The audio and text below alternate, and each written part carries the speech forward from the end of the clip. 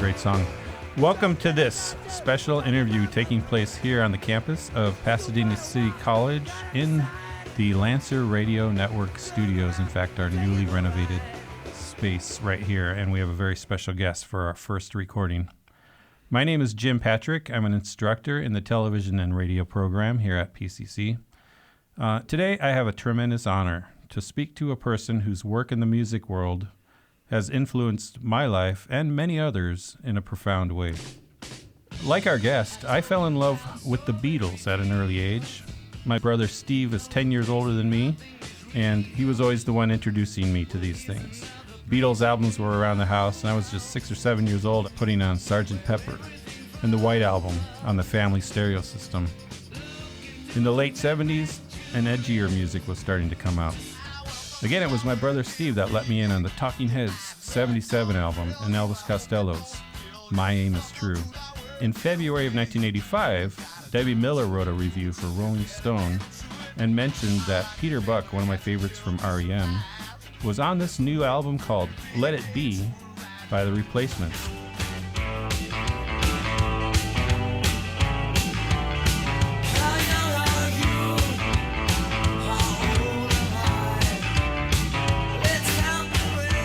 She closed her 4-star review by saying, "In an age when most rock records are studied and wimpy, this rugged album feels truly fresh." And it definitely piqued my interest, and I drove my 1968 piece of junk Mustang down to Tower Records and bought Let It Be. I immediately took it home and placed it on the same family stereo system in the living room, dropping the needle and hearing something that indeed sounded fresh. I liked the energy and the attitude of the album. It was also mine. It's not something that my brother introduced me to. This was my discovery. This is my band, I decided. And now we are 40 years into this, and they still are my favorite band. And we are here today with co-founder of Twin Tone Records and, oh yeah, the man that discovered The Replacements. It's an honor to welcome to our studio Mr. Peter Jesperson. Thank you for joining us, Peter. Thank you for asking. Can you tell us a little bit about your early musical influences? Well, I think I was struck by music at quite a young age. I think I was probably about 4.5 when I heard a song called All I Have to Do Is Dream by the Everly Brothers on the radio, and it really stopped me in my tracks. It had an impact on me. I'd always liked hearing music prior to that, as much as I can remember. But in this particular case, it did something unusual to me, almost frightened me a little bit, to be honest, because I was so entranced by the song. And I found that it happened from time to time with other songs. And I also started to realize that that didn't happen for everyone else that I knew. So it made me feel a little odd. And some of that was a good feeling, and some of that was kind of a not so good feeling, made me feel a bit alone. But anyway, so music grabbed me at a very early age, and I knew that was something that I had to figure out a way to work in. And I, of course, at that young age didn't know what that would be, but I continued listening to all different kinds of music. Elvis Presley and the Kingston Trio was another big one for me, right? About that same time, there was a song that they had called Tom Dooley, which was an adaptation of an older folk song, and they kind of took it to the top of the charts in 1958, and brought this sort of underground music, folk music, to the foreground, and so from there on, I just bought every record I could, and eventually you knew that I had to work in it, and I started, like you, Jim, a little bit in the media. I went to radio school and got a job working at a radio station. So that was kind of the beginning of it, although I did a couple of other things about the same time, working at a record store part-time, and also distributing a British music magazine through a publishing company that my father worked for. So there were kind of 3 different things that converged all at once, and suddenly there I was in the music industry. No, one of the big milestone moments in many people's lives was the Beatles on the Ed Sullivan show. There's the word. Tell us about your experience watching that. Well, I had heard them on the radio. One of my best friends had pointed out a song on the radio. It was "I Want to Hold Your Hand." It would have been probably January of 1964. I was 9, just about to turn 10. And so I was well primed by the time they were on the Ed Sullivan Show, February 9th, 1964. I remember at our house, I had an older brother and my mother and father. We used to have the TV on Sunday nights watching either The Wonderful World of Disney or some other program of interest at the time. And Sullivan was certainly one of the main shows that everybody tuned into in those days. And so everybody knew the Beatles were going to be on, and we had that on in our house while we were eating dinner. And when the Beatles actually, when they were introduced and they kicked into, the first song they did was "All My Lovin'." I'll ride home every day, and I'll send all my lovin' to you. It was like I was magnetized. I just was drawn right up to the television. I got up from my chair at the dinner table and got right in front of the TV, and my mother scolded me and told me to get back to my seat, and I just couldn't move. I was transfixed, and that's a moment that I don't know really how to put it into words. It's something happened to me then, and that was the final. That cinched it. I was going to do music one way or another for the rest of my life, and that's what I've done. Were there any other live acts or things like that along that period of time, maybe a little later into your teen years, that again kind of piqued your desire to get into the music business? Yeah, for sure. I mean, I was also, the Rolling Stones were coming up right on the coattails of the Beatles, and I saw them on, I believe it was the Dean Martin show. They were on spring, maybe June of 1964, broadcast from here in Los Angeles at the what was then the Hollywood Palace. And across from Capitol Records there on Vine Street. And, I'd already loved their records that I'd heard on the radio and bought their first album. So that was another big moment. I think probably in 1963, I actually went to see Peter, Paul, and Mary with my brother, and they were a big group for me at the time. So I actually got to see them live at the Minneapolis Auditorium. Probably the real watershed moment for me in terms of the first concert I went to on my own with my best buddy would have been July of 1966, and it was actually a concert that had 4 bands, and it had a name. It was called Happening 67. And there were 4 bands. The first one was the Electric Prunes. Second band was the Shadows of Night. Third band was Buffalo Springfield. Fourth band was Jefferson Airplane. And it was, life-changing doesn't quite cover it. It was so powerful to me. I probably had one of my first real crushes in life on Grace Slick, kind of the it girl in rock music at the time, and she was just unbelievably great on stage singing, and her presence, her stage presence, her charisma was unbelievable. And another interesting thing, while I was watching, I noticed a guy off to my left smoking a skinny little cigarette and dancing all by himself. And it smelled a little funny, and suddenly I thought to myself, I believe this is that marijuana that I've read about, and he looks like he's having a really good time. Huh. So that was, it didn't exactly deter me from dabbling in drugs, shall we say. So maybe that maybe enhanced your experience even more, shall we say? Yeah, well, I think, when I finally did smoke it myself, I found that it made music all even more pleasurable than it had been before. Right, absolutely. That sounds like an endorsement. I'm not trying to sell anybody on that, but that's the way it worked for me. Yeah, no, very popular thing to do at the time, for sure. All right, but you weren't just going to go be pot smoker in the back of the garage, were you? Because it seemed like you had some ambition. So that leads me to my next question, which was, and there's a theme of taking a chance that I have with a lot of your life moments here. One of these was you taking a chance at a theater called the Guthrie to approach one of the theater owners about possibly getting a job there. Can you tell us about that Guthrie experience? Yeah, that's a funny one because, of course, the Beatles ushered in the era of long hair on boys, and I wanted to wear my hair long, and my parents made me get it cut quite regularly and a lot shorter than I would have liked sometimes. And so as I was getting to be 15, 16 years old, my parents had kind of gotten a little lenient, let my hair get a little long. But my dad had made a deal with me. So when you get your driver's permit, getting the actual full-on license, you're going to have to get a job.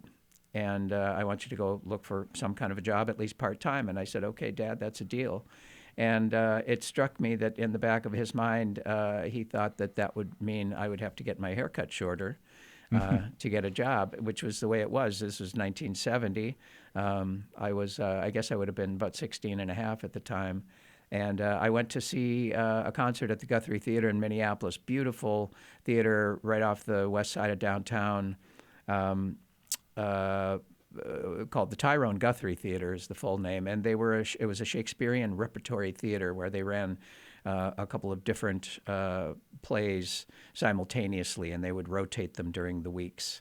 And my mother was a big fan of the plays they had down there, and I'd been to the Guthrie a few times for at school, going on field trips to see. The Guthrie had a masterful production of Dickens' Christmas Carol every year. And so I knew the theater, and it was something that it was just beautiful, and the inside was very modern architecture-wise and very stimulating. So the Guthrie always had a big presence in my mind.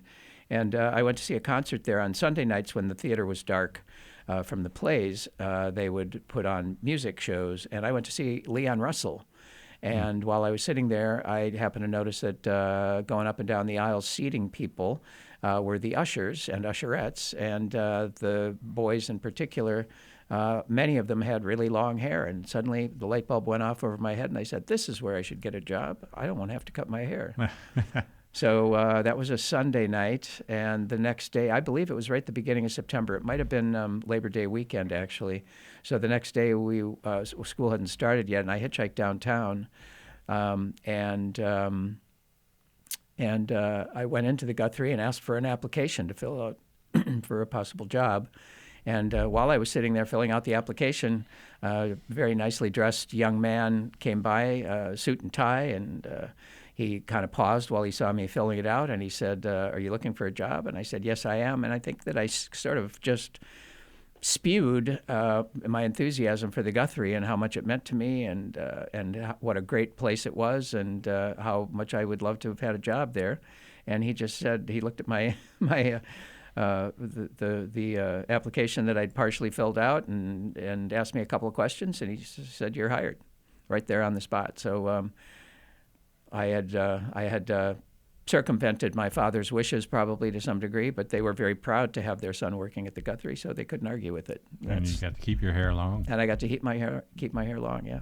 Segue to your first official music gig, and I think it had something to do, again, with your father and a music magazine. Can you tell us about that? Yeah, my dad worked for a publishing company based in Toronto. He was, obviously, we were in Minneapolis, St. Paul area, Twin Cities. But he handled sales for the 5-state area there, which was North and South Dakota, Iowa, Wisconsin, Minnesota, and they had an opportunity, and they did magazines like the Saturday Evening Post and Life magazine and all the big ones of the day, and a lot of books as well, partially book publishing company as well. And at one point, he was at a meeting in Toronto, and they said, hey, we've got an opportunity to distribute a British music magazine that's quite popular overseas that we thought we might want to bring into the United States and see if it had legs, so to speak. There was only one British rock paper imported at the time. It was called Melody Maker. And it had been around since the 20s, as had the magazine that my father's company were looking to distribute called the New Musical Express. And they The Melody Maker I bought religiously every month from a newsstand downtown, but they came over by boat from England, and so they were about 5 weeks old by the time I'd get them. Sometimes they were newspapers, and they sometimes would be a little tattered from the journey across the ocean.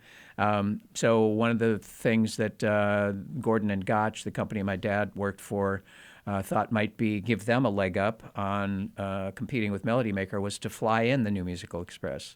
And so they asked me if I'd like to distribute it in the Twin Cities. I said, absolutely, I'd love to. And I really had to, it was trial by fire. I had to figure out where I could sell them and try to put them in as many stores as I could around Minneapolis, St. Paul. And they sent me 1,000 issues a week. And the first issue I distributed actually had a flexi disc on the cover that had excerpts from an upcoming album by the Rolling Stones called Exile on Main Street. Oh, pretty good one. So it was a great way to kick it off. And the promotional poster they gave me to put up in the stores that I was able to interest in carrying the magazine was a giant poster of Mark Bolan from T-Rex. And across the top in capital letters it said "Say It Loud," and at the bottom it said "The New Musical Express." And then there was this really cool picture of Mark Bolan with a flying V guitar aiming it right at the camera. Cool. So anyway, I did that for it was basically a failed experience, failed experiment. The magazine didn't sell really well, although the people that bought it were just over the moon. And they were delivering it, the air freighting it to the United States meant that we were getting it in Minneapolis on the Monday after the cover date. So it was very current news. And that was a particularly advantageous thing at the time with Melody Maker, being older. So that's how that began. And I did from the last issue of April of 72 to the last issue of September of 72, and then they pulled the plug on it. Uh-huh. But it was a great experience and got me, I've been shopping at all the record stores already, but this got me, in with the managers and whatnot, putting the magazine in on consignment and coming back every week with another issue and collecting whatever money they had on the copies they'd sold. So that led me to getting a job at what I thought was the best record store in town too. So there was, even though as I said, it was not a successful experience in some ways, it was good for me because I worked hard and I did the best I could under the circumstances. I couldn't make the audience, buy the newspapers. So. But anyway, it was a great experience, and I got to, one of the highlights of that for me was I was a huge fan of David Bowie, and it was right during that time was when the Rise and Fall of Ziggy Stardust came out, and I got to see Bowie land on the cover of the New Musical Express while I was working for the paper, so that was a big thrill. This store that you went to work at, first off, I would ask you to please, in your own words, how do you pronounce the name of this store? Or Folk Joke Opus. Or Folk Joke Opus, just like that. Yeah. Or Folk Joke Opus. Okay, so there we have it. You soon got another job, and this time at this local record store named Or Folk Joke Opus. Can you tell us a little bit about that day getting hired at Or Folk? I can. I shopped at the store. It was prior to being called Or Folk Joke Opus, or Folk as we abbreviated it. I had been a regular shopper at what was called North Country Music originally. And in the very beginning of 1973, the gentleman who owned North Country sold the store to a guy by the name of Vern Sandin. Vern Sandin changed the name to Or Folk Joke Opus. Basically, it was two of his favorite album titles mashed together, or by Skip Spence, who'd been the original drummer of Jefferson Airplane and then later formed the group Moby Grape. And made a wonderful solo record in 1968 called Or. And the other one was an album called Folk Joke Opus, which was by Roy Harper, kind of an eccentric English folk singer who occasionally rocked, was a good friend of Jimmy Page's. For any Led Zeppelin fans out there, he is referenced on the third Led Zeppelin album in a song called Hats Off to Harper. Oh. So he's the guy who made the album Folk Joke Opus. And that was just a made-up word that Roy Harper came up with. He did folk music, and there was humor to it, and it was, he called it an opus, as in, what classical music used, the term classical music used, and And so that's where the name came from. And it really, for a long time, people thought, oh, this is a fly-by-night, operation with a weird name. They're not going to last. And we outlasted all the other stores in the neighborhood for many years, by many years, I should say. And can you tell us about that day that you got the offer? There, I rambled too much. Yes, I was actually stopped in the store. I would go in every day on my way to work at the Guthrie Theater. Before I had to be at the Guthrie, I'd stop in at Orfolk, and I was browsing through the used records, and I peripherally saw the new owner approaching to my right, and he was a man of very few words. And I found him very intimidating, and I didn't think he liked me. I thought he was going to toss me out of his store. And instead, he walked up to me, and in his very gruff voice, he said, "Do you want a job?" And I was like, oh, my God, do I want a job in a record store, in this record store? You bet I do. And I took the job, gave my notice at the Guthrie, and next thing I know, I'm at Orfolk for a decade. A decade. Wow. Yeah. There is a lot of music stores around back in those days, but I think that was certainly the significant player. And your scene, like I mentioned earlier, Tower Records was, to me, that was like, again, the dream job. I think I applied to Tower Records once, and I didn't make the cut. It felt like the people that worked at the record stores were, a next level cool, almost unapproachable sometimes. Do you feel like you were a pretty approachable person at Orfolk? I think I was. I think that for me, it was the radio DJs that were unapproachable, because you didn't even know what they looked like a lot of the time. You just heard this voice coming through the airwaves. But the record store was, I loved, being immersed in the music, and I could talk music all day long with no problem with everybody, who came into the store. So it was really my dream job, probably the best job I ever had in my life, and the job I was best at. That's funny. A lot of those early jobs in our lives we feel were the best and certainly most enjoyable, right? It was like I would say it was more than a record store. It was like a clubhouse. It was really a place for. We really developed a clientele that were people who lived and breathed music. Right. Speaking of living and breathing music, yet again, this is the next opportunity that you had. You went to school, and I think you mentioned it earlier, you got your radio certificate. Yep. And shameless plug for PCC here, we also offer television and radio certificates that allow folks hopefully to gain entry into the profession. So for those listeners, if you're interested in following in the footsteps of the likes of Peter Jesperson, maybe you can check out pasadena.edu. All right, that's my shameless plug. But my point was, you were working at Orfolk now, and at the same time, you wanted to start working in radio. So again, pulling from your book, you got a job at a radio station, and you started taking the night shift. So now you're working 2 full-time jobs, and this goes to another point. You're not only sort of a chance taker, a risk taker, but you also seem to be a really hard worker. I'm wondering, how did you manage to pull off working essentially 17 hours a day in these 2 jobs? I had loads of energy, and it was a thrill and a half to work in radio. I actually did the 1 a.m. to 8 a.m. shift, I was on the air from 1 to 5. And then the news director came in, and I helped him for the last 3 hours prepare his morning news broadcasts. And then I would go home, and I would have breakfast, and I would go to sleep at 9 a.m. or thereabouts, sleep till 1:30 or 2. Then I would get up and have lunch, and I would drive to the record store, and I worked at the record store from 4 to 10. And then I did it all over again. I did that for 15 months. And I loved every second of it. The radio gig was a little bit of a not exactly what I had envisioned, because I couldn't play the music that I couldn't choose the music that I played. I worked for, it was 2 stations actually, AM, FM, KRSI, KFMX. KRSI was a AM country station. KFMX was a FM rock station. And they had a solid gold record format, so you couldn't play anything that wasn't certified gold. And the top 40 country at the time was there was still some good country music, but it was getting a little too slick for me, so it wasn't exactly the ideal.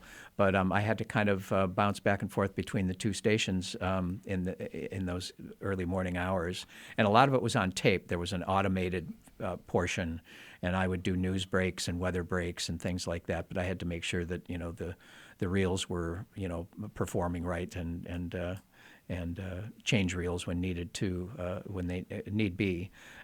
So that was really, really fun, and there was a certain feeling of empowerment to be, manning a radio station in those hours. I was the only one in the building, and we'd get crazy people calling in the middle of the night, or not always crazy people. Sometimes people that were very enthused about what they were hearing, or some people asking to hear something I hadn't played. So that was big fun. But the record store was really it for me, and I could just I guess that I thought that radio was going to be my thing, but then slowly, as I experienced a real job at radio, I realized that no, radio isn't for me unless I could get a job at a place where I could play what I wanted to play. Because I was being told what to play by people that didn't know as much about music as I did. It wasn't an arrogant thing. It was just kind of a matter of fact. And of course, again, having to stick to a gold record format was a little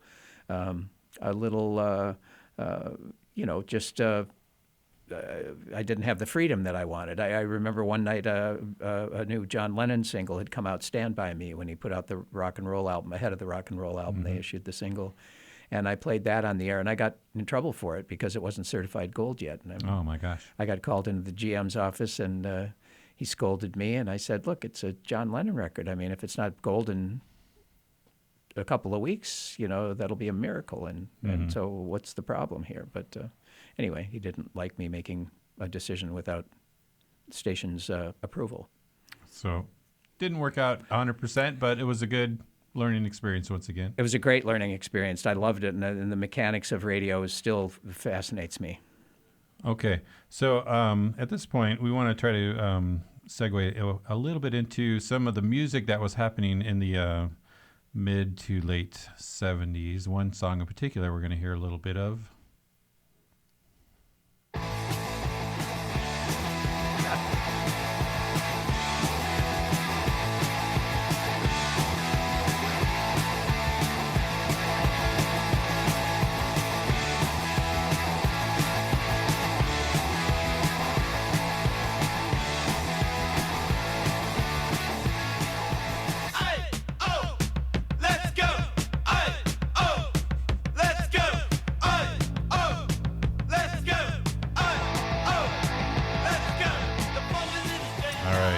That, of course, Blitzkrieg Bop, which is the first track on the Ramones' debut album, April 23rd, 1976. Bono. I don't know if you're a U2 fan. I never read much about your opinion on U2, but Bono came out with a song a few years ago called "The Miracle of Joey Ramone," in which he talks about his influence on himself back in the 70s. But the Ramones were wildly influential. Probably that album, maybe the most influential album of maybe the last 50 years. Can you tell us how that album and what was happening in the Minneapolis scene kind of converged? Well, when I started at the record store was in the spring of '73, and so what became punk rock and new wave was really just bubbling under at that time. There were a lot of people taking the bull by its horns and starting their own little independent labels and doing this kind of groundbreaking music that wouldn't have been accepted on the big labels. So we were really positioned well before the trend really hit. And interestingly enough, there was a band in Minneapolis called the Suicide Commandos.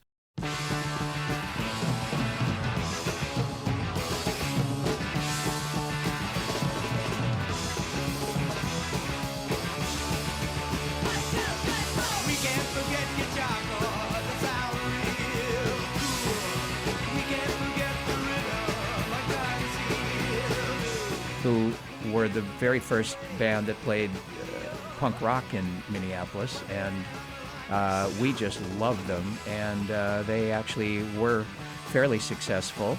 And when we had another guy who worked at our store, was a music writer for the Minnesota Daily A&E section, the University of Minnesota paper. And so he would get a lot of advance promos of things. And I remember him getting an advance of that first Ramones record and putting it on the turntable at the record store, and it came on, and we lit up when we heard it. And one of the things that I don't remember who it was who said it, but somebody said, "Wow, this is cool. Somebody's doing what the Suicide Commandos are doing."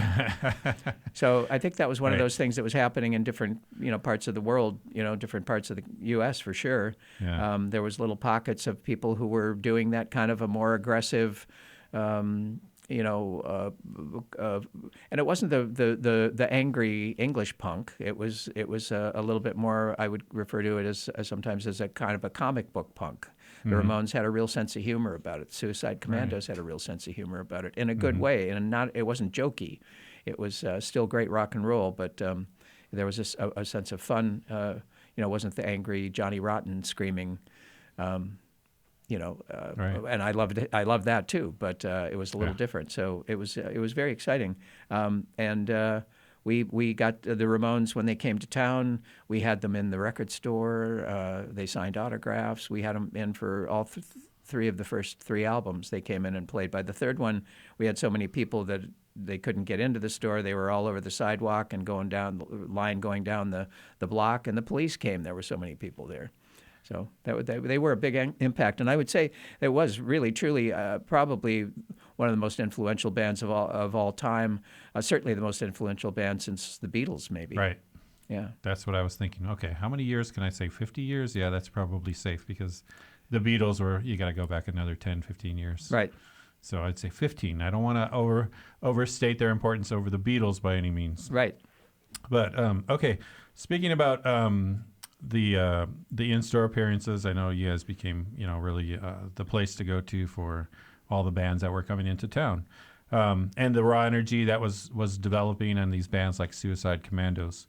But there wasn't very many venues to play in Minneapolis at the time, and so there was a place that opened up in 1977 called Jay's Longhorn. Correct. And this is another chance that you had and another opportunity which you took, which was to become a DJ at this location.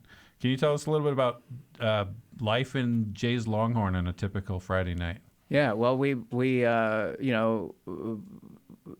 1977, the music had taken off big time at our store. There was definitely a crowd, an audience for it. But a lot of the bars wanted bands to play music that was familiar to customers because the bar's job was to sell drinks and sell food. And they wanted people to come in and listen to music that, attracted a large audience. And so there weren't a lot of local bands. The local bands that were playing original music didn't have places to play. There weren't a lot of those kind of venues that were open to people writing their own original songs. And so when the Longhorn opened, they embraced the bands that were doing that. And Jay Barine, who bought the Longhorn, he basically had one of his best friends who was a little more music savvy than he was kind of help him book the bands. And that was where they brought in some of the local bands that wrote their own songs. And it was very, very exciting. And about a month probably into the Longhorn being open, a lot of us were there, 5-6 nights a week. I mean, it was just so exciting to have a place that felt like ours. And I don't remember who brought it up first, but between Jay Barine, a guy who worked at the record store, the gentleman I was mentioning that did record reviews for the University of Minnesota paper, his name was Andy Schwartz. He and I and Jay Barine somehow were talking and said, well, we know back out in New York, dance music had been a big thing. Disco was huge at the time, and they had dance clubs playing disco music. But in New York, there were some adventurous clubs that were playing DJs playing rock music. And so we thought, hey, maybe that's something to experiment with in Minneapolis. So we rented a portable Naugahyde disco unit where they had 2 turntables and a little mixing board.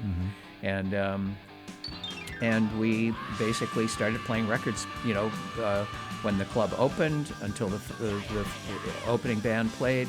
And then during the breaks between the opening band and the headliner always did 2 sets, so there was ample opportunity to play music, recorded music over the turntables. So Andy and I were the first 2 DJs there, and it was a thrill and a half, because here I had the opportunity to play whatever I wanted. The only requirement was that I plug bands that were coming to the Longhorn in the coming weeks or whatever, and there was no problem with that, because most of them were bands that I was dying to see and had their records already. So that's what we did, and it was that job lasted me about 4 years actually. So that was another one where I'm, managing a record store by day and DJing by night, and we didn't have a lot of other people that were schooled in the art of DJing at the time. So for a while there, Andy lost interest pretty quick, and then he moved back to New York, where he was originally from. So for a while there, I was doing spinning records almost 7 nights a week for a bit, but that was not couldn't do that for a long period of time, of course. But that was your sort of akin to, if you were to have gotten a radio job on a freeform FM station, for example, this might have been something you would have had a chance to do, and you did have a chance to do it in a way. Yeah, I did, and in fact, that's what I thought I was going to be able to do. I applied at the local radio station that had basically a freeform way of playing, the music, and but they didn't. I gave them my demo tape, and they never called me back. So. It wasn't meant to be. Because if that had happened, Peter, imagine you might have still been working there to this day. Yeah. And then you never would have done all these other things that we're going to talk about. That's right. Okay. So again, back to our theme of taking a chance, taking a ride. Taking a Ride, by the way. I don't think I mentioned that was the name of the song at the very outset of our show. That was the first song off of the Replacements debut album, which we're going to talk about very soon. But okay. So again, in researching your life, I've just been impressed by your ambition, I suppose, your stick-to-itiveness, your hard work ethic. A lot of these things kind of stood out to me. But probably one of these things that was pretty amazing here is what I'm going to mention is you and 2 of your friends named Paul Stark and Charlie Hallman set out one day to start your own record company, which just seems bizarrely outrageous and ambitious. Can you kind of walk us through, you guys just sitting around the record store one day and say, hey, what we really need is another local record company? Well, as we said a little bit ago, this was the era when there were a lot of the independent labels cropping up all over the country, all over the world. And so this was not a new concept, and there had been some small labels in Minnesota in the 60s, one in particular called Soma Records, S-O-M-A, which was Amos Heilicher, Amos spelled backwards. Amos Heilicher started the label. He had a big record distribution company, and they had some serious hits on Soma. Liar, Liar by the Castaways. They had Surfin' Bird by the Trashmen, Run, Run, Run by the Gestures. I mean, there was a lot of great records that came out on Soma. And so, there was a precedent for it. And actually, the label idea was originally started by Charlie and Paul with Chris Osgood from the Suicide Commandos. They were the 3 that at first said, maybe we need to start a local record label to make Suicide Commandos records, was the original idea. And then the Suicide Commandos got signed to a big record deal with a national company, and Chris said to Paul and Charlie, hey, I'm going to be a full-time commando now. I'm not going to be able to do this label thing, but you might want to call Peter at the record store. Oh. And so Paul Stark called me up one day. I knew of him. I'd seen him around the music scene, the bubbling underground scene in Minneapolis, and he said, we're talking about trying to start a label. Chris recommended we talk to you. Would you like to discuss it with Charlie and I? And I said, absolutely. So we had a meeting one day.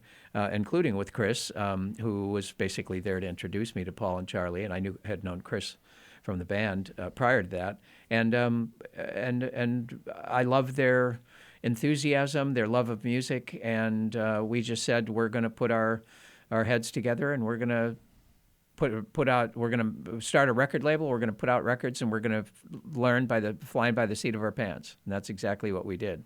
Made tons of mistakes, learned how to do it a little bit better very quickly, and we were around for about 20 years, and we made about 300 records. Oh my gosh!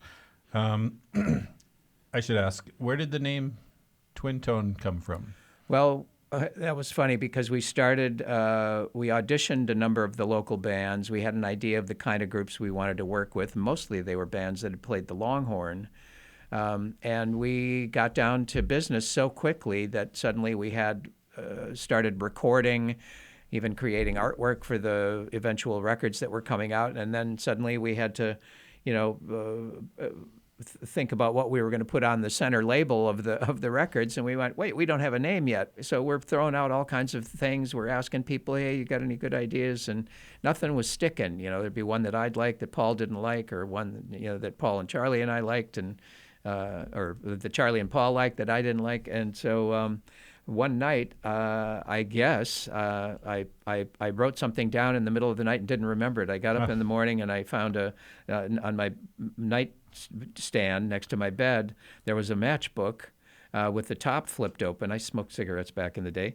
So there's an ashtray and a pack of cigarettes and a book of matches, and the matchbook was flipped open, and I could see my handwriting on the inside, kind of messy writing in the dark handwriting, and it said Twin Tone Records. And so apparently I dreamed it. That sounds cool. And everybody liked the idea. Yeah, and I think it's a good kind of old-fashioned record company name. Absolutely. All right, we're going to play a little snippet of a song here from an important band in your record company's career.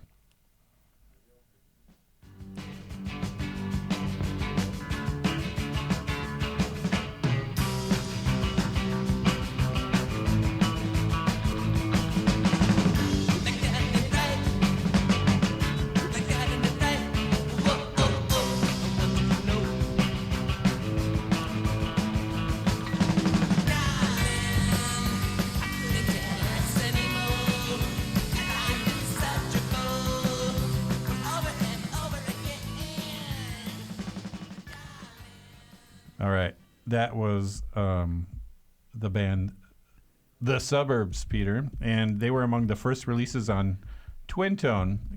What was it about The Suburbs that really drew you to them? Well, the Suburbs were a brand new band at the time. It was interesting because we had auditioned a number of groups that we loved, and they were probably a little more experienced, had been around the block a time or two. The Suburbs were, I think when we signed them, they'd maybe only done one gig. Oh, wow. And so they were brand new, and they were very raw. The other bands that we had were a little bit more, certainly had a modern feel, a new wave feel to them, but the Suburbs were, I guess you would call them art rock. So they were really zany, and they had two lead singers.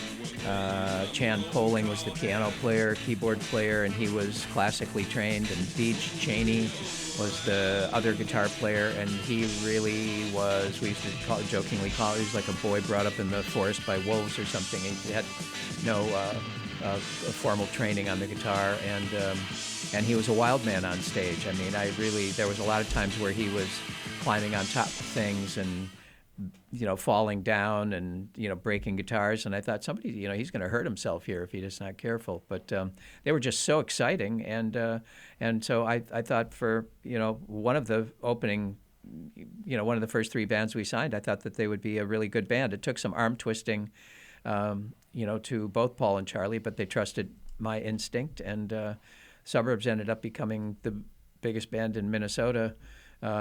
Very quickly, as the Commandos started to fade, Suburbs were right there to carry the torch.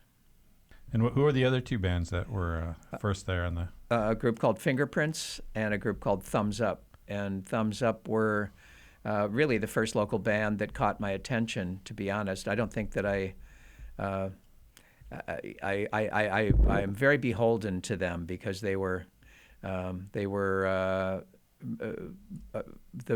first local band that gave me the same feeling I got from listening to the records that I loved that we were selling at the record store. And there were two guys that were really the primary players in Thumbs Up. Kurt Olmsted was the main singer, rhythm guitarist, and Bob Dunlap was the lead guitarist and backup singer, and occasionally sang lead. And they were, I guess you'd call them kind of a rock and soul band. They did it was a mix of British Invasion and American rhythm and blues, so they could do the Kinks and Wilson Pickett, and it was a great hybrid. And the Fingerprints were actually a bunch of my high school friends, and they were a little bit more almost prog-like at the time. But they listened to a lot of David Bowie and Roxy music, so they had a very modern edge as well. So yeah, it was Fingerprints, Thumbs Up, and The Suburbs were the first three records we put out on Twin Tone the spring of 1978.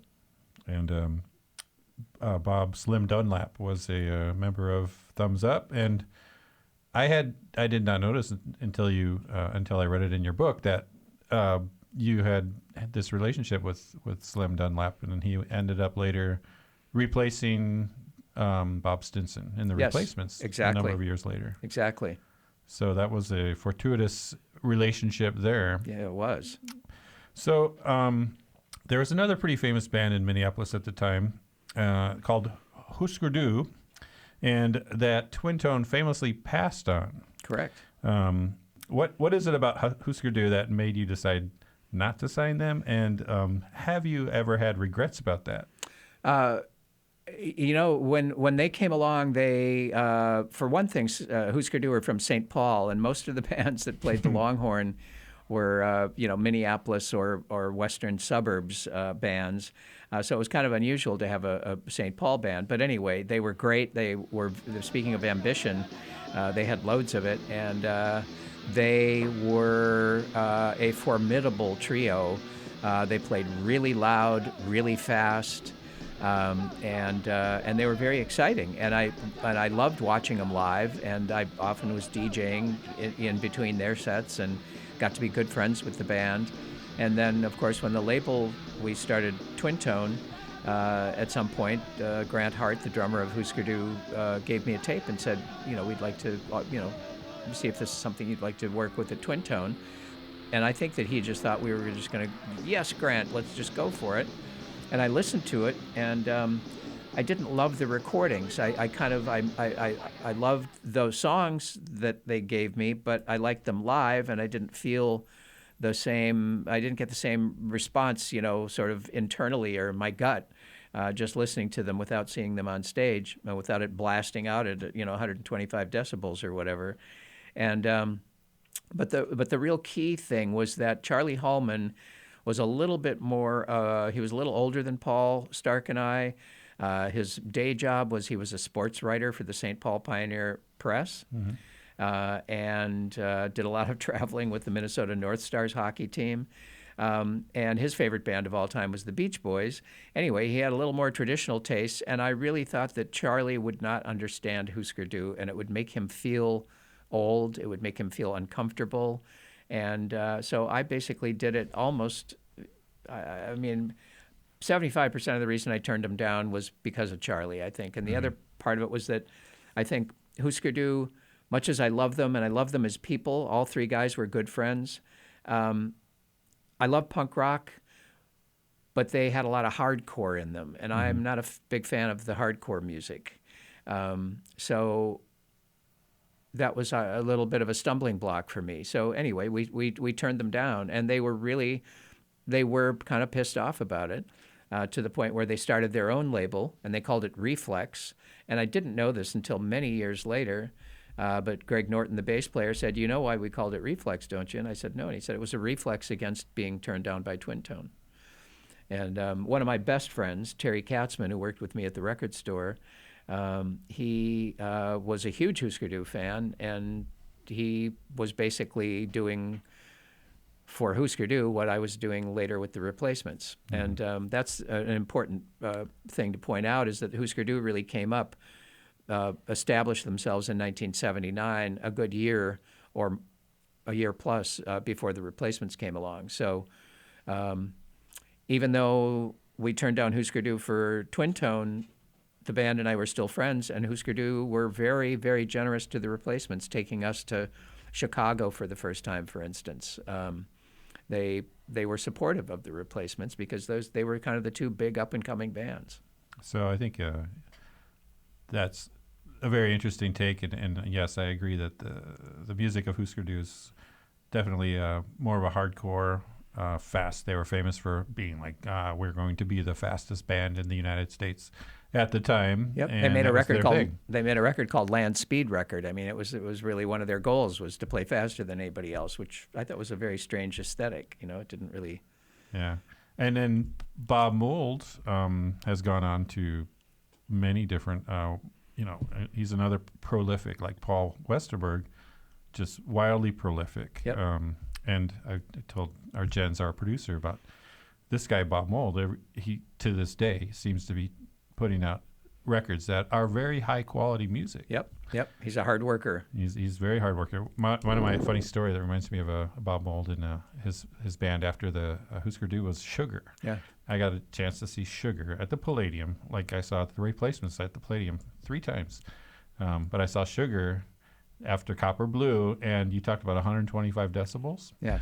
I just remember that standing in that amphitheater, that auditorium, and the music just being such a wall, like the wall of sound that what was it? Why can't I think of the name of the producer? Who's the Phil wall of Spector. sound? Phil Spector's wall of sound. Just felt like an ocean of water flowing over me. Yeah. I had that feeling of listening to them. Yeah. So I love Bob Mould, and I love all the work that he's done over the years. And Sugar was especially good, I think. Sugar, they put out, I think, 2, classic albums for sure. But now we are going to listen to another little snippet of a song that's going to bring us to our next topic.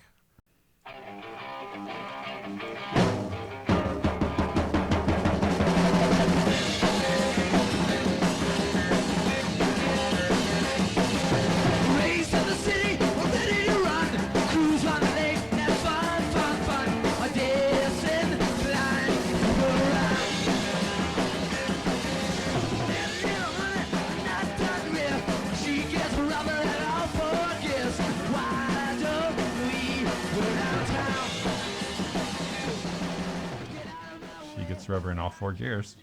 That's what she does. That was Raised in the City. That was a demo version. I'm not sure if it sounded much like the one that you got. That is the demo I got. That is the exact song that you heard. Yep. So that is, so I have a clever line here that I wanted to say. So let's lead this into this. So on that fateful day, in his stupid hat and gloves, well, maybe not a stupid hat and gloves. It was spring of 1980, so not that cold. Replacements fans will get it. A young fella takes a chance and hands a cassette to, which has 4 songs to this gentleman that he knows is kind of a mover and shaker in town. The young man with the cassette's name is Paul Westerberg. And can you walk us through that first time you heard that song on that tape that Paul handed you on that day? Yeah, boy, it was a remarkable moment. Paul had brought a tape in to the record store. I was getting tapes for 2 reasons. One, as auditions for Twin Tone, and the other, because I DJ'd at the Longhorn, I had a little bit of influence with the people who booked, so I could maybe help bands get opening slots. So sometimes I didn't know what I was getting a tape for if it wasn't explicitly stated when I received the tape. So anyway, I had gotten the Replacements tape, and I hadn't listened to it right away, and I would usually collect. I had a shoebox under the counter, actually, an old shoebox that I would put the tapes in when I would get one. And then when I would get, 8 or 10, I'd take them back into the office while I was doing paperwork for the store and listen to them and make notes and decide, this one I think I'd like to talk to these guys. This one maybe isn't so good, whatever. And so one day when I was listening to tapes, I happened to put in that replacements tape, and that song you just played, "Raised in the City," was the first song, and that is the exact version of it that came from the demo. You must have taken that from one of the reissues. It was on the Stink EP, the expanded version of that. We did a series of CD reissues in 2002, but it's also on the Sorry Ma box set that came out in 2021. And Sorry Ma was the first replacements album. Sorry Ma Forgot to Take Out the Trash was the full title. Anyway, I put in the tape, that song started, and it just kicked my ass, absolutely, right from the get-go. And I probably got through about 20, 30 seconds of the song, including the line about that you quoted that was a little off-color, a little un-PC probably. But I remember in my head... He was talking about a car, I think, the tight rear, something about the differential. Yeah, I think it could have been about a car, yeah. But anyway, I remember the thing that flashed into my head while I was listening to it was, wow, this is kind of like an X-rated Chuck Berry song. So I wasn't thinking punk rock. I didn't think, hey, they sound like the Damned or they sound like the Pistols. To me, Chuck Berry was the first reference point I had in my head. And it just blew me away. So I actually stopped the tape, put down my pen, focused on it, started the tape over, and said, I got to pay attention to this one. I listened all the way through the first song. Second song was called Shut Up, which is another one that we ended up using on the first album. There's a song called Don't Turn Me Down, and then a song called Shape Up.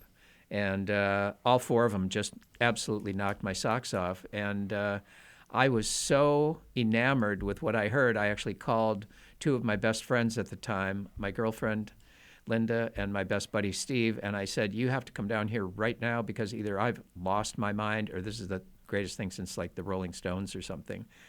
And both of them came in the next half hour or whatever, came back into the office, and I played the tape for them, and they both said, you are absolutely right. This is fabulous.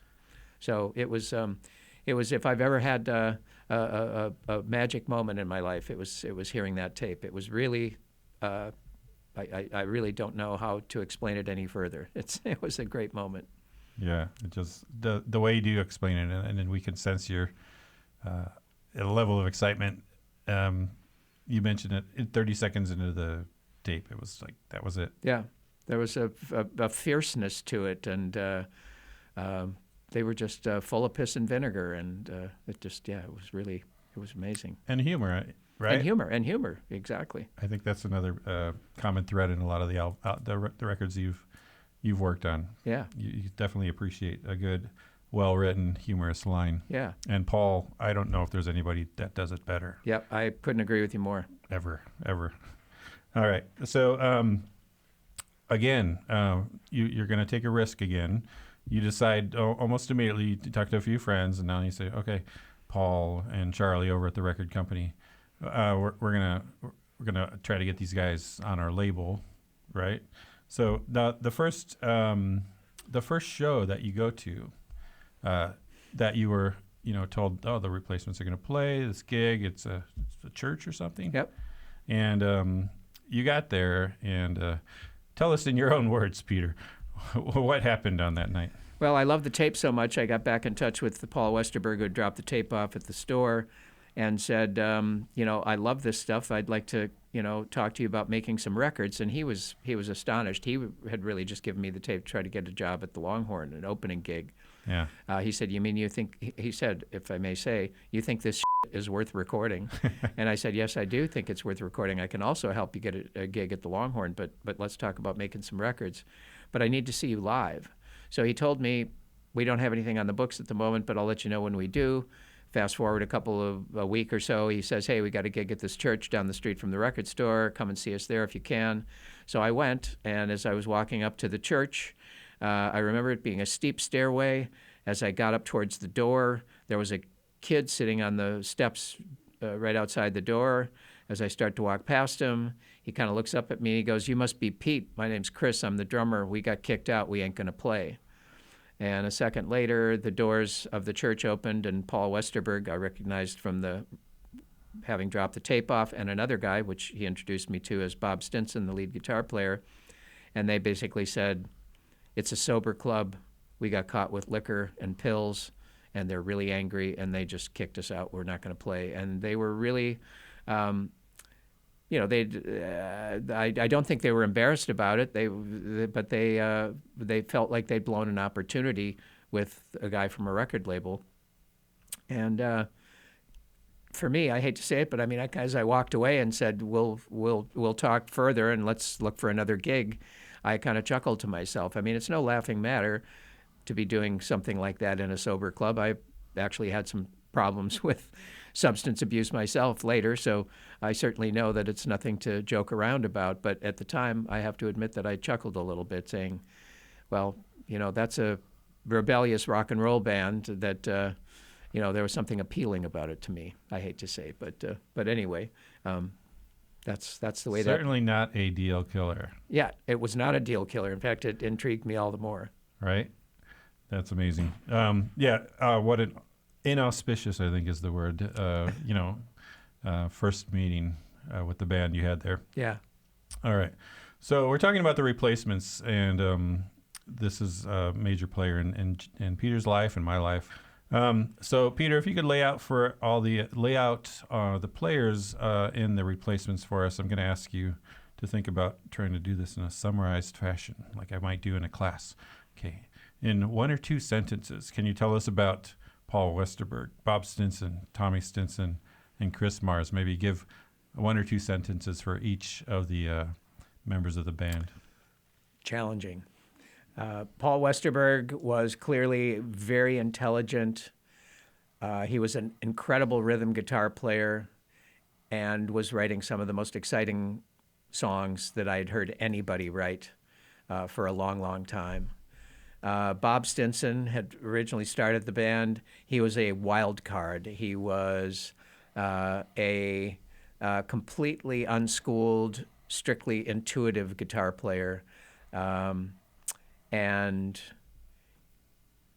he had an interesting blend because he loved things like Yes, and he loved Johnny Winter, and he loved the Beatles, and so he had a crazy combination of influences there.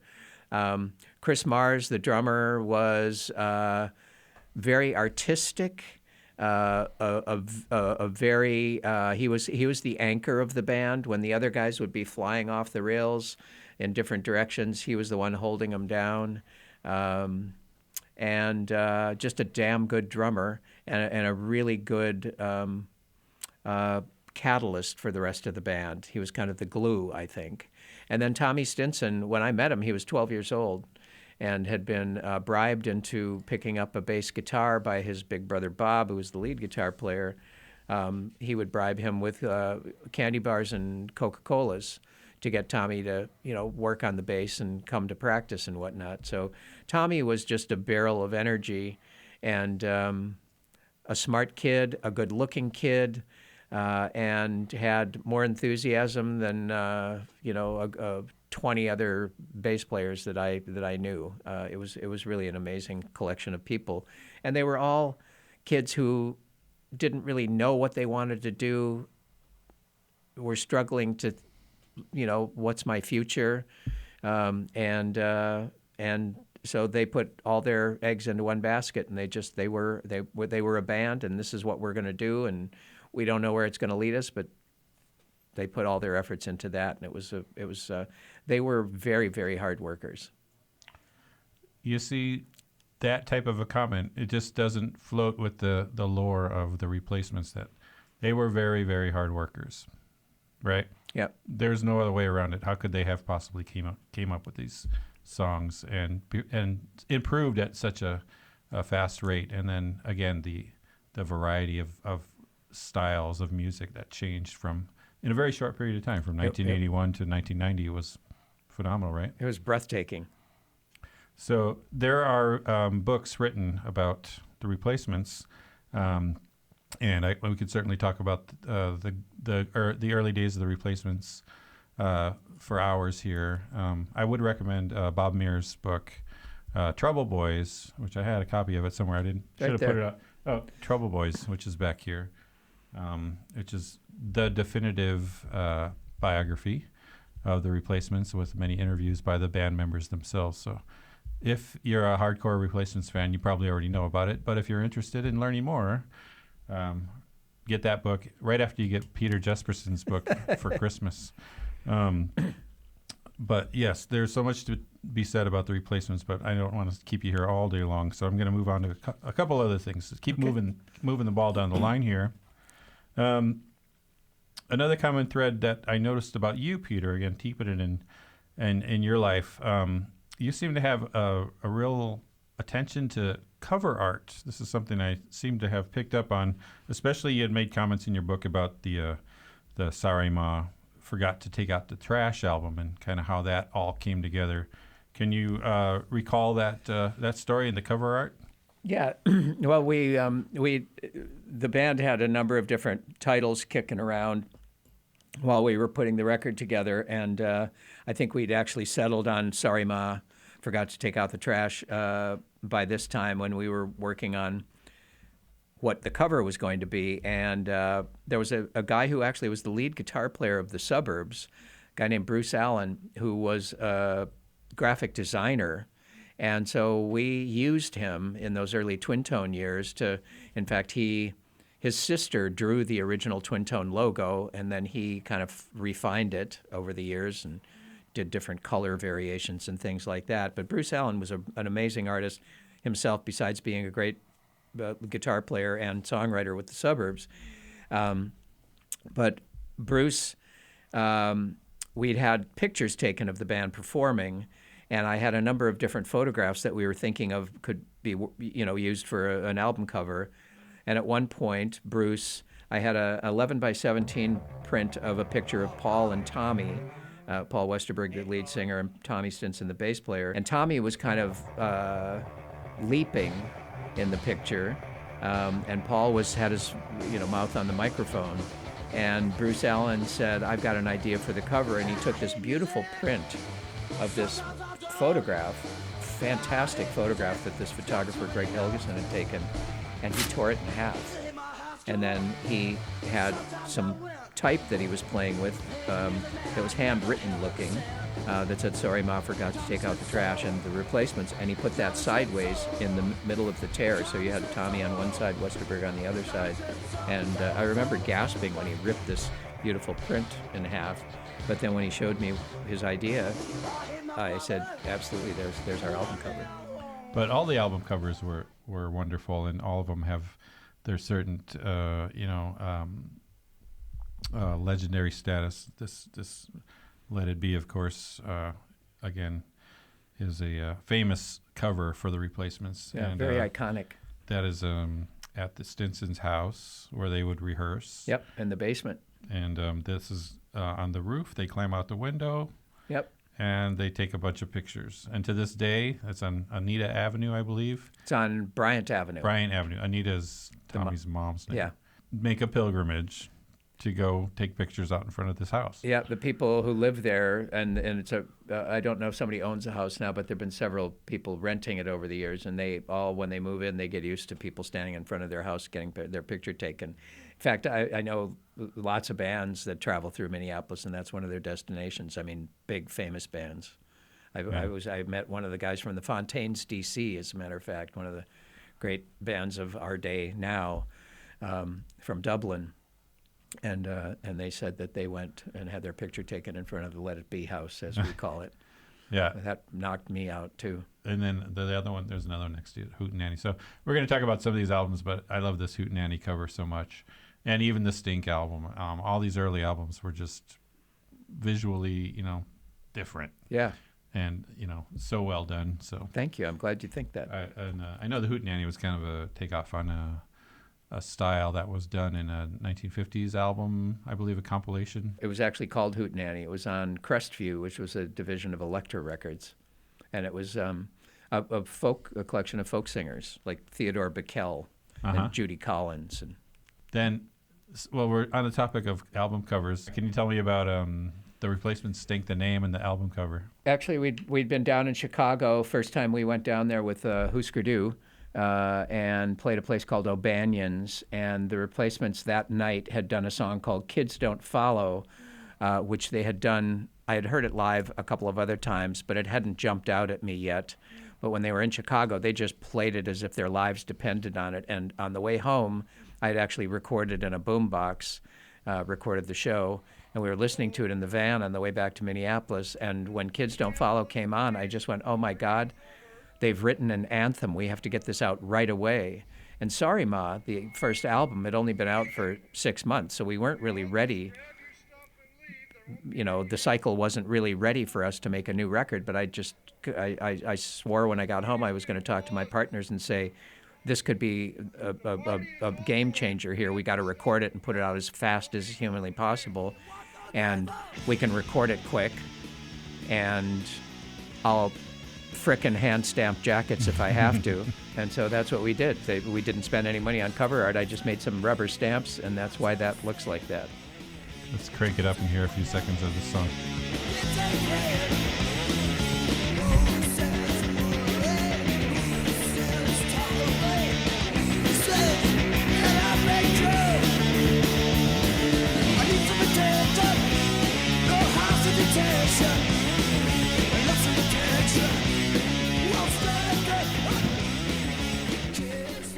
So in the opening minute of the song, there's a voice of a Minneapolis policeman shutting the show down live.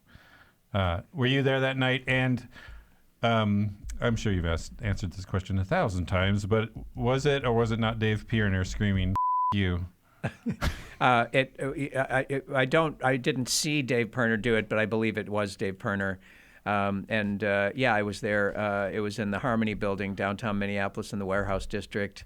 And the Replacements were again invited by some veteran music people in Minneapolis, one group called the Warheads, and also a band formed by Chris Osgood, who had been in the Suicide Commandos. They had by this time disbanded, and Chris had a band called, I think they were called Speed Wiener, actually.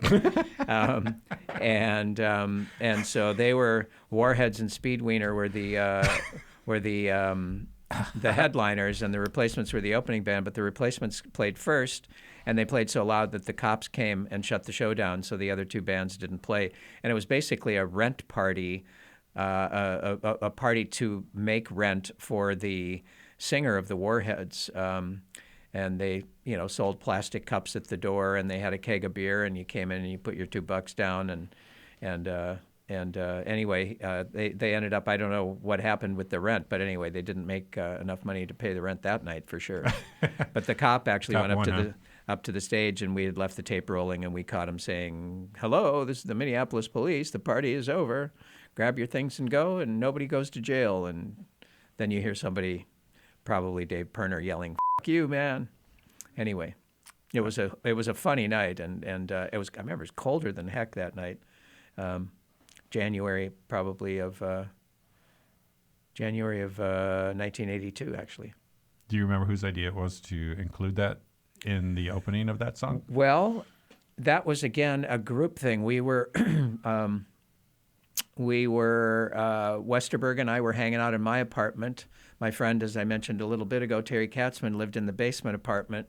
Paul and I went down to visit Terry. Terry had been doing sound that night. He was the Replacements' first sound guy. And he played, he had the tape. He was the one who, we had, when the police broke up the party, he shut the tape recorder off, like, oh, damn, it's over, or whatever. But then when he saw a cop walking up to the stage to get everybody's attention, and that the cop was going to walk up to the microphone, he hit record again. So he captured the intro. We didn't know Terry had caught that. So Terry played it for us, and we were howling with laughter. And we said, that would be so funny to use as the intro to this EP that we're making, or this mini album we're making, an 8-song record. And so I think Terry was the one that planted the idea in our heads, but Westerberg and I thought this is the way we need to start the record. And of course, that's been another thing that has gotten a lot of attention over the years. And it was such a Minneapolis, such a Minnesota type of a voice. Oh, totally. And, totally. Now, I heard a couple of years ago, I think this story was that police officer who, again, from what I've read or heard, he was a really, really nice guy. Do you know the police officer and what happened to him? I don't, but I moved away from Minneapolis many years ago, so somebody has tracked him down since I moved away, but yeah, I believe we did find the actual guy, and he was kind of, something that he tells his grandkids, I suppose, these days. Yeah. But yeah, I heard that he was a really wonderful guy and went on to do a lot of wonderful things in the city of Minneapolis. He's a good. I hear it too. He was a good cop. a good cop. All right, so that song though, "Kids Don't Follow," it was a reaction to another song that was popular at the time. Again, from what I hear, and I want to get your opinion on it, which was U2's "I Will Follow," I was really into that band at the same time. So again, I don't know how you feel about U2, but they can coexist, U2 fans and Replacements fans. Yep. So tell me about that. Well, I think that it really was something that Westerberg disagreed with, and he, as a rebellious rock and roller, you don't say "I will follow." So Westerberg was the kind of guy who would often be contrary, sometimes for no good reason. Mm-hmm. In this case, for good reason, and so he came up with this "Kids Don't Follow," and it's to me it was one of their most brilliant early songs. Absolutely, yeah. There was one I wanted to show you. This is a side note. I opened up my computer here because we don't have a way to show you this. I've been blown away by this recording for many, many years. I don't know how many songs were recorded that night, 5 or 6 for sure. Oh, a full set. Full set. So I'm going to play just a little bit. Oh, you can't even hear it, but this is Bob. He's on guitar, and he's playing this song in particular that I wanted you to comment on. More than he takes, forgets a couple chords, forgets a couple breaks. Everybody tells me Johnny's in jail. This time, Johnny, you can't fail. And Johnny's gonna die. Johnny's gonna die. Johnny's gonna die.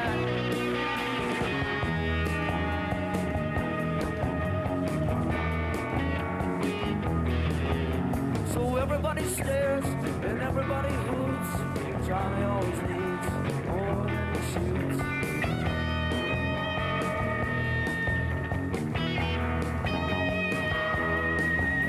He's standing by a beach and there ain't no lake. Friends without no guts, friends would never ache. In New York City, cool when it's dark. Watch your way, leave your mark. And Johnny. So Johnny, who's Johnny, and why is he going to die?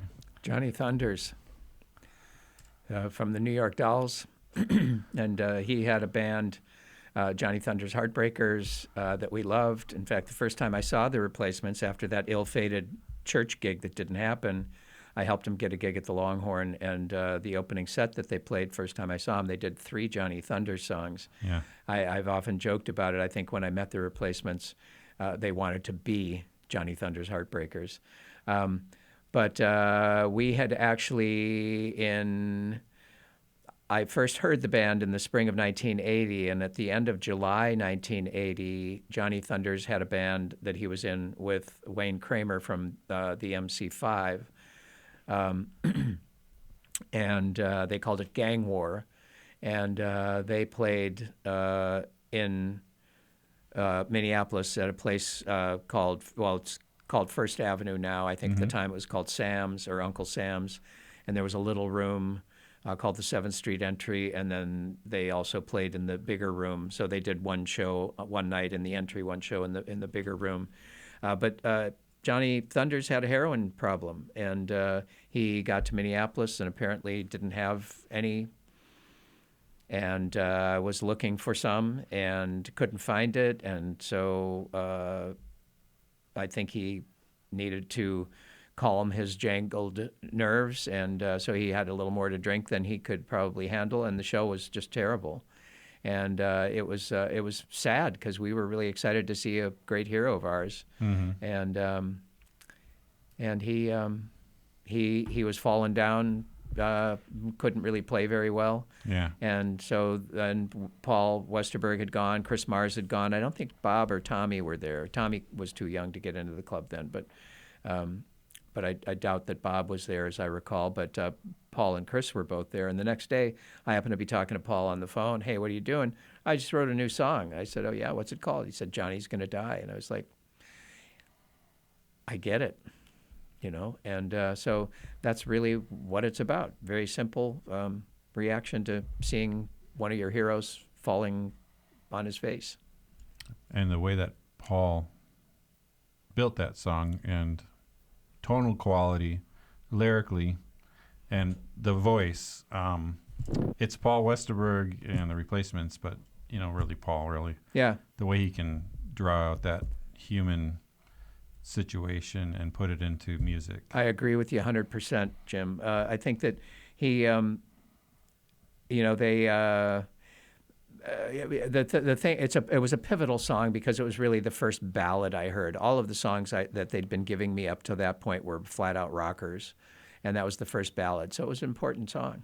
All right, I'm going to move forward a year or so and keep it going here. There was some serious growth going on in the songwriting at that time, and also some serious goofing around. But this album came out in 1983, April 29, 1983, the second studio album called Hootenanny. It's a Hootenanny. Anyway, the way I say it, it's just, sorry. Yeah. I can't help it. It's a Hootenanny. Anyway, the album is kind of famous for its opening song, Hootenanny, which was not performed by the Replacements as we know them.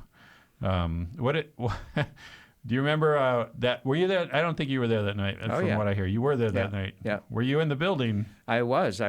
We had basically we made the Hootenanny album in a warehouse in North Minneapolis, and there were two stalls. They were like two different warehouse spaces, and we had one stall where my partner Paul Stark had a 24-track mobile unit, like a motorhome that he'd converted to a recording studio, a mobile recording studio, and he used to do a lot of recording for NPR. He would record choirs, you know, in different locations in Minneapolis, you know, sort of as, you know, another income stream. And so he had a bay to park the mobile truck, and then an adjacent space that had a connecting door was where the Suburbs rehearsed. And so often Paul kind of mentored the Suburbs like I mentored the Replacements, and so they had run at some point cables between the two rooms so they could record the Suburbs rehearsals, early demos of songs that they were going to maybe record more formally later. And so Paul Stark suggested maybe we try making a Replacements record in that situation. So we basically set up in a corner of the Suburbs rehearsal space, and there was a little friction between Paul Stark and the Replacements. My partner Paul is a wonderful man. I love him dearly, but he's very, he's a little bit like Spock from Star Trek. He's very kind of cerebral and unemotional and very adult. And the Replacements were anything but.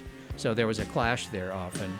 And at one point, we were working on a song on Hootenanny called Willpower.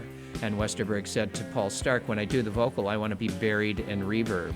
And Paul Stark said, I don't want to print the reverb on the track because then if we don't like it later, we change our minds, we can't take it off. So let's have you just sing it and we'll add the reverb later. And Westerberg was pissed off about this. So he tried a take or two of Willpower and then moved on to the next song, or was, you know, we figured he was going to move on to the next song. I was actually in the room with the Replacements. I was sitting on the floor with headphones on, listening to what they were doing, and Paul was in the next bay in the mobile truck. And so Westerberg was ticked off at Paul Stark for not letting him have the reverb in his earphones. So he said, you know, whispered to the other guys, we'll show him. So Westerberg went over and picked up the drumsticks.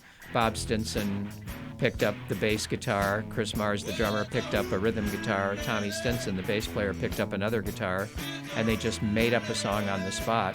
Well, it's a Hootenanny, and it was a complete joke. And they were kind of basically giving Paul Stark the finger through the microphones. And when the track was over, clearly Paul Stark didn't get that it was a joke, and he said, "Do you want to try that one again, or do you want to come in and listen to playback?" And we were all going, oh, he didn't get that was a joke and that we were f***ing with him. And so Westerberg just said, in that case, that's it. First song, side one. So it was basically a reaction against, Paul Stark not cooperating with Paul Westerberg. It's not that bad of a song. It's pretty good. Oh, it's a goofy song. Yeah, it's I know Chris is pretty proud of his guitar playing, right? Yeah, of course. And so you're the adult in the room. You're supposed to be the businessman, the producer, and you're witnessing all this happening, and you just let it happen, man. I don't have any requirement to be adult at any point in my life. So, but no, it was hilarious, and I knew exactly what they were doing. They were socking it to the man, so to speak, and I thought it was funny, and I didn't think necessarily it was a track that we'd ever use on a record, but it's now got its place in history. Yeah, and they more than made up for it with the other songs on that album. Yeah. As you mentioned, Willpower, Heartbreaker, Color Me Impressed. Color Me Impressed is the theme song for every misfit, teenager that ever went to a party and felt uncomfortable. Yeah, that was like some people say that's Westerberg's first great, perfect pop song. It was wonderful. Color Me Impressed, and yeah. It's undoubtedly a perfect pop song. Yeah. Now, there's a couple that hit a little closer to home. And one of them that I wanted to ask you about is this song, Take Me Down to the Hospital, because it has a funny story. I think that was based on this funny story. And again, you're a character in this story. Can you tell us about this story related to the hospital visit? Yeah, we were, there was a club in Stillwater, Minnesota, which is right at the Minnesota-Wisconsin border. And it was called the St. Croix Boom Company. It was on the St. Croix River. And they were booking some of the Twin Tone bands, some of the Minneapolis bands there. And I believe maybe the Suburbs were headlining. And again, the Replacements had gone to open for the Suburbs. And this is before we had our own van, so I always had to scramble to get the gear to the gig and get the guys to the gig and all that. So we had borrowed a pickup truck for the gear, and Tommy and Bob rode with the guy driving the pickup truck, and I had a car that I borrowed from somebody, and so I drove Chris and Paul, and none of the guys had a driver's license. That was another thing where I came in handy because I could drive them. But anyway, on the way back from the club after their set, Chris and Paul and I are driving, and I didn't think Paul had had a lot to drink. I didn't see him dabbling in any kind of, pills or anything, but he had some kind of a reaction that resulted from him having a little bout with pleurisy, which was a kind of an inflammation of the lining around the lungs. And it had to do with his, somebody had probably given him a couple of hits of speed or something, and he'd gotten his system, all amped up. And anyway, he had some issues with breathing as we were driving. Chris was riding shotgun. Paul was in the back seat, and at one point he doubled up on the back seat and was making retching noises like he was throwing up, and I thought he was joking. And then I realized that something serious was happening, that he was really sick. And I stepped on the gas, and as we were driving back to Minneapolis, it was about an hour drive, so I don't remember at what point he started not feeling well, and it became clear to me, but probably half an hour into the drive. So I was driving really fast into downtown Minneapolis trying to get to the emergency room. And one of the funny things about it is, as we're driving, Chris is freaked out, thinks Paul's dying. I think Paul's dying. And at one point as I'm driving, Paul reaches up, puts his hand on my shoulder, and he goes, "Pete, if I die, don't let Bob sing." And I was like, oh my God, this is, talk about an icebreaker. But anyway, we rushed him into the emergency room, and at one point they took him behind the closed doors into the ER, and attendant came out later and said, he's going to have to stay overnight. We've contacted his family. He's okay, but he's going to be here, so you guys don't need to stay any longer. So we drove home. I dropped Chris off, and then the next morning, I guess Westerberg, somebody from his family had come and gotten him and brought him home.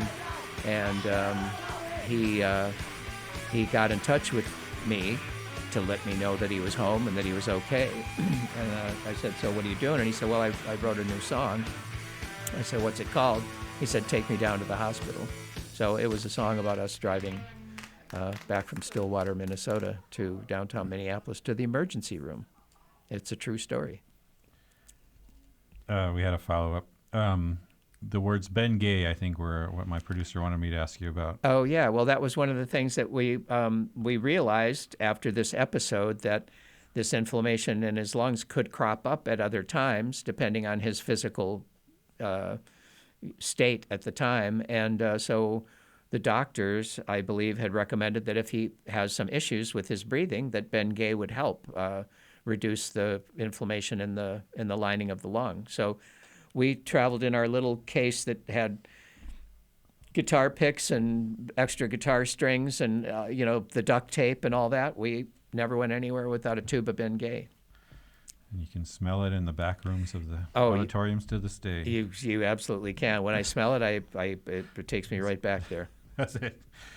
Well, we're glad that Paul survived that trip to the hospital, and it was a great song. And he got a great song out of it. It seems like Paul does this a lot. He gets a lot of great songs out of his life experiences. Yeah, and I got mentioned in it too. He says, lying in back with a heart attack in the front seat, it's Pete, Pete, Pete. Oh, I didn't ever notice this. Wow, there you go. Okay, I'm going to go back on to a little bit more of what happened in your professional career. So Hootenanny gets released in April of 1983. And it's again sort of a departure, definitely not as much of the punk, a lot more of the ballads. The focus on lyricism is starting to really kind of come to the forefront with Paul. So things are growing, and but then at the same time, around April of 1983, another favorite band of mine is REM, and you get to know REM over the years. You were asked to become a tour manager for them in the summer of 1983. But again, this kind of led to a conflict with what you were doing with the Replacements. The Replacements are on the way up, but I got asked to do this cool gig with the REM. It's really fun and exciting and possible professional growth. So tell us, do you recall what happened when you talked to the Replacements about going on tour with REM? Yeah, the REM needed an interim tour manager. Peter Buck, I'd gone with them on a couple of to see them play after they had played in Minneapolis in May of '83, I think. And I went to Milwaukee and Madison with them just because I was a fan and we were friends. And after the second of the two gigs, I was with them, and I was heading back to Minneapolis by myself, and they were heading on to play more tour dates. Peter pulled me aside backstage in Milwaukee, in Madison actually, and said, "Hey, we've been talking. Would you like to tour manage us in between Replacements things?" Excuse me. And I said, couldn't believe that they would ask me. I was so flattered. My two favorite bands in the world at that time were the Replacements and REM. I was blown away, and I said, "Geez, I'm so flattered. Let me think about it. Let me talk to the Replacements about it." And so we called a band meeting. I called a band meeting when we got home and explained that I'd been offered this position. And I said, "Look, you're my priority. The Replacements are my priority. I'm not talking about trying to leave and go off with REM permanently, but they need some help. And it seems to me that if I go out with REM, they're a couple rungs up the ladder from where you guys are. It'll help me learn a bit more about the business at that level. I'll meet more people in clubs and promoters and booking agents and things like that. It could be advantageous to the Replacements. But I won't do it unless you are totally cool with it." And everybody said, "Hey, we understand. We had two good roadies at the time. They could take care of the band on any dates that I had to miss with the Replacements. we thought that it was maybe going to work more, that I would be out with REM when the Replacements were at home, not on tour, but it didn't quite work out that way. So there was some overlap with both bands playing live. In fact, some of the shows were the Replacements opening for REM. So it got a little complicated, but anyway, they gave me their blessing, so to speak, but then when it came down to the cold hard reality of it, when we hit the road and we were going on a run of dates where I was going to ride east with the Replacements, and then in Boston we'd meet up with REM, and I'd moved my bag out of the Replacements van into the REM van. Westerberg got ticked off about it, and I didn't really see this coming, but he basically felt like I had betrayed him and was not happy about it. But the REM thing didn't last that long. It ended in September, so I was really only gone from July and August and part of September. And then I was back with the Replacements full time, and we mended the fences. Now, while you were on tour with REM, they were opening for probably the biggest pop band in the world at that moment in time, which was the Police. Yeah. And you had an opportunity to go to Shea Stadium, and we wanted to ask about the significance for you of going to Shea Stadium. Well, it was we ended up, because it was kind of a long story I won't go into, but the REM guys had gotten friendly with Ian Copeland, who was the brother of Stuart Copeland, the drummer of the Police. And Ian was a booking agent, and he just loved REM. And a couple of the REM guys had actually worked in a booking agency in Macon, Georgia, with Ian Copeland in the very early days. And so Ian said, hey, how would you like to do a handful of dates opening for the Police, as the Police were starting to get extremely popular.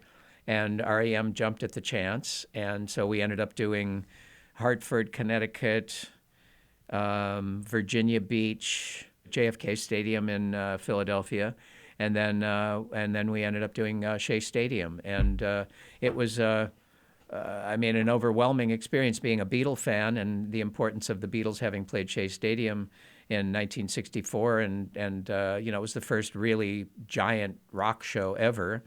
So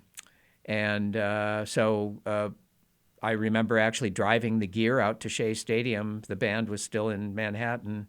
I drove the gear out by myself because we had a couple of road crew, but they didn't need to come with us because we couldn't touch the gear because it was all union people doing these big major Police tour type dates. Okay. So I just pulled the van up to the stage at Shea Stadium, and the crew came out and took our gear out and, set it up, and then we would adjust it as need be when the band actually arrived. But so I never forget it. I mean, after they unloaded the van and I got the van off to the side where they wanted me to park, I walked out on the lip of that stage at Shea Stadium and looked at 67,000 empty seats, and I was overwhelmed, and I actually ran to a payphone and called my mom and said, hey, you won't believe this, but my mom was always a little critical of me for being so obsessed with music, but I said, look, Mom, here I am at Shea Stadium. Oh, that's amazing. And she thought it was pretty cool. I just had a side thought, and I think my producer asked me about this too. There's this fella here that is still pretty popular to this day. Did you ever have a chance to meet Sir Paul McCartney? I did, actually. Can you tell us about that? Yeah, I was, this would be 1989. I was managing a band from Toronto called 13 Engines, and we were being pursued by a couple of major labels, including Capitol Records here in LA. And while in between meetings at Capitol for 13 Engines, I had a friend who worked in the radio department, and he said, hey, McCartney's manager's coming in tomorrow to play us the new record, which was, at that time, it was called Flowers in the Dirt. It was one that he did part of it with Elvis Costello co-writing. And but the record wasn't out yet. And he said, McCartney's manager's going to play us the new album. Do you want to come by and hear it? And I was like, are you kidding? Of course I would love to. So we were in a conference room on the 10th floor of the Capitol Records Tower in L.A., and The manager came in, played the record, and when the record was over, and there was maybe 10 or 15 Capitol employees there, the president of the label, and people from the different departments and stuff, and when the record was over, the side door opened and McCartney walked in and put his hands on his hips and he said, "Does anybody have any questions?" And you've heard the phrase, "something sucked the air out of the room." This was the one experience where I experienced that 150%. It was like nobody knew he was coming. It was a complete surprise, blew everybody's mind, and they were being introduced. He was being introduced. He was there with Linda, his wife at the time, and they were being introduced to all the workers from Capitol. And I was just off in the back, like going, "Oh my God, I'm a civilian. I'm lucky I don't get kicked out of here." And I was just observing, and all of a sudden, another friend of mine who worked for Capitol, Kathy Lincoln was her name. She worked in the promo department, alternative marketing they called it at the time. And she came over and grabbed me and started to walk me over to Paul. And I was like, "Oh no, you don't understand. I cannot meet him. I will embarrass myself. Mm-hmm. You don't want to do this."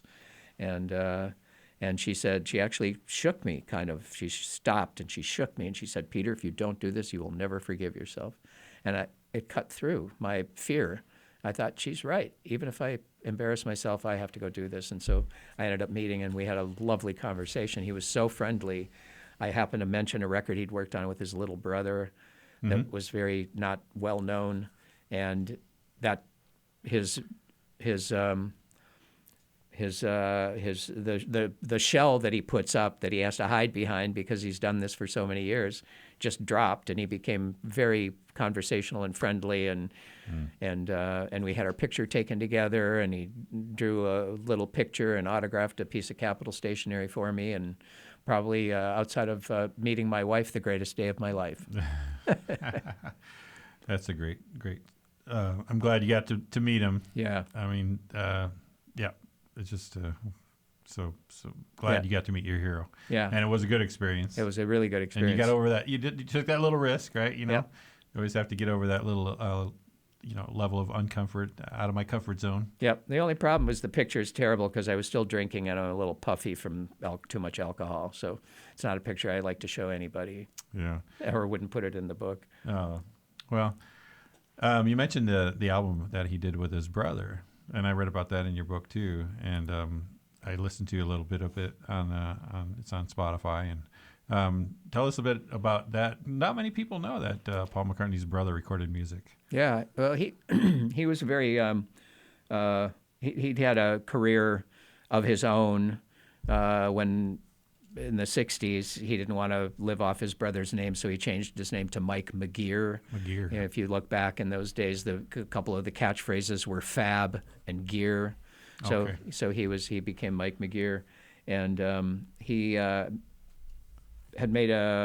made some records with a group called The Scaffold, which were kind of Monty Python-esque sort of things, music and comedy.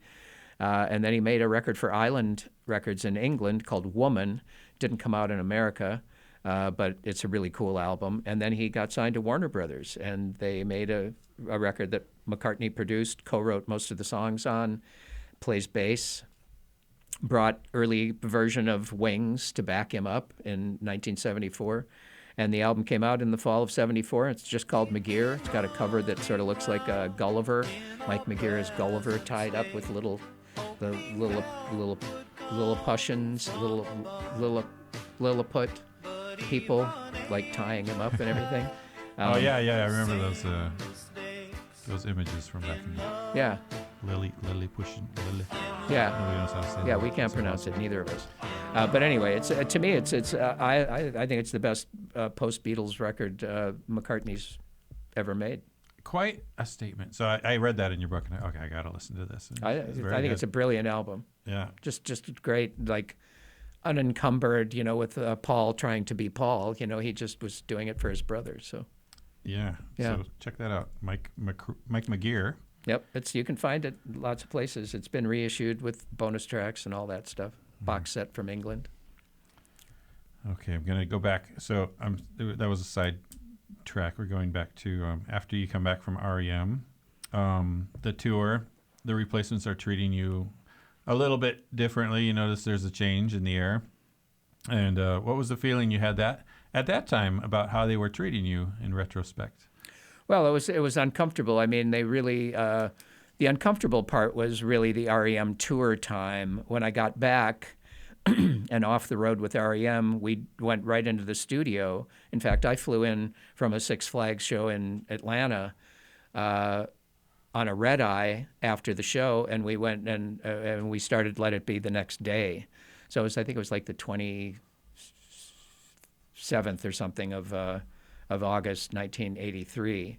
And, you know, the other three guys didn't have any problem with me. Tommy, Chris, and Bob didn't have a problem. It was only Westerberg. And I think at that point, and this is just my speculation, I don't know what Paul really would say about it. He's a pretty, keeps things pretty close to the vest. But I think that Paul had a breakthrough in his songwriting and was writing his some of the biggest songs he'd ever written. And I recognized it, and Paul knew I recognized it, and I think that drew him back to me, or drew us back together, however you want to put it. And so I think, you know, Paul and I were really close in the early days. We had a little problem over the REM thing in the summer of '83, but then during the making of Let It Be, I think we were closer than we ever were before or after. Well, since there was so much ground to cover, we decided to divide this conversation into two parts. In part 2, we'll talk more about the release of the Replacements' milestone album, Let It Be, Peter's departure from the band, and life after Twin Tone. Thanks to our crew today, including our producer, Jens Campbell, director, Kenneth Thomas, technical director, Jacob Lochner, camera operators, Ashley Ng and Robert Medina. And we'll see you on side 2.